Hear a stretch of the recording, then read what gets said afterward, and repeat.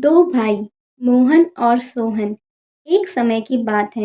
एक गांव में मोहन और सोहन नाम के दो भाई रहते थे। उनके माता पिता कुछ समय पहले ही एक दुर्घटना में चल बसे थे। अब दोनों भाई ही एक दूसरे का सहारा थे।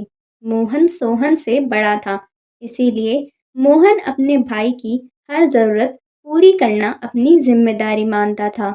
वह चाहता था कि सोहन अच्छा पढ़ लिख कर नौकरी करे। इसीलिए मोहन दिन रात मेहनत करके पैसे कमाता था और उन पैसों से सोहन की पढ़ाई का खर्चा उठाता था। मोहन एक कारखाने में काम करता था। कारखाने का काम खत्म करके वह चाय की दुकान खोलता था ताकि कुछ और पैसे कमा सके, जिससे सोहन की फीस और उसकी ज़रूरतें अच्छे से पूरी कर सके। मोहन सुबह जल्दी कारखाने जाता था, इसीलिए वह जल्दी उठकर घर का सारा काम करता था और दोनों के लिए खाना बनाकर रख देता था ताकि सोहन को पढ़ने में कोई दिक्कत ना आए।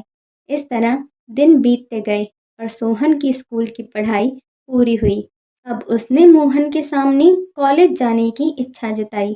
मोहन के लिए कॉलेज की फीस भरना थोड़ा मुश्किल था, लेकिन फिर भी वह सोहन की बात मान लेता है ताकि उसकी पढ़ाई ना रुके। अब मोहन को और ज़्यादा काम करना पड़ता था।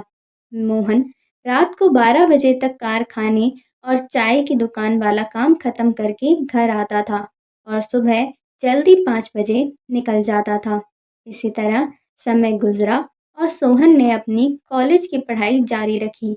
वह कॉलेज में अच्छे से पढ़ने लगा। इधर मोहन दिन रात खून पसीना एक करके पैसे कमाता था। मोहन की नींद पूरी नहीं होने से वह कुछ बीमार सा रहने लगा।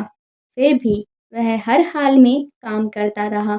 उसके मन में एक ही उम्मीद थी कि सोहन पढ़कर बड़ा आदमी बनेगा तो सब ठीक हो जाएगा और उसे इतना ज़्यादा काम भी नहीं करना पड़ेगा।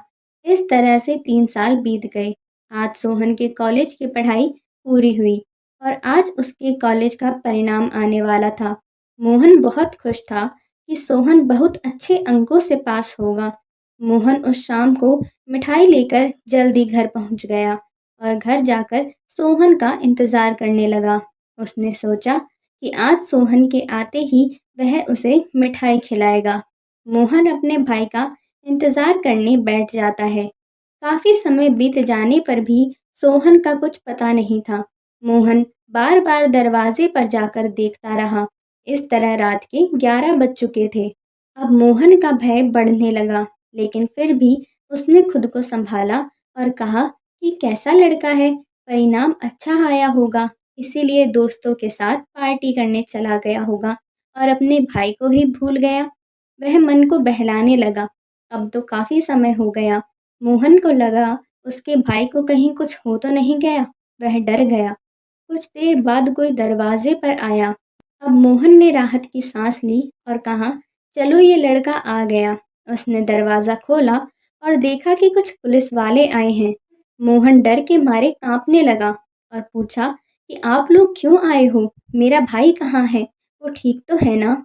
इतने में एक पुलिस वाले के पीछे से सोहन निकला और मोहन के पैरों में पड़ गया। मोहन ने उसे उठाकर गले से लगा लिया और कहा, भगवान का शुक्रिया कि तू ठीक है, मैं तो बहुत डर गया था।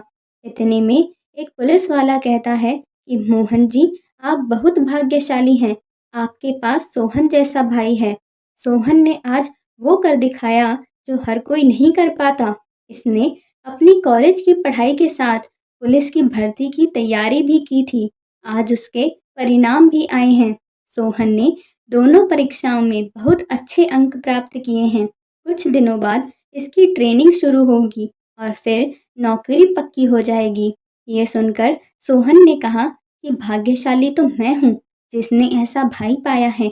इन्होंने मेरी हर ज़रूरत को पूरा किया है और उसके लिए कड़ी मेहनत की। लेकिन अब समय आ गया है कि ये आराम करें और मैं इनकी हर ज़रूरत पूरी करूँगा। ये देख मोहन खुशी से रोने लगा। दोनों भाई आपस में गले लगे।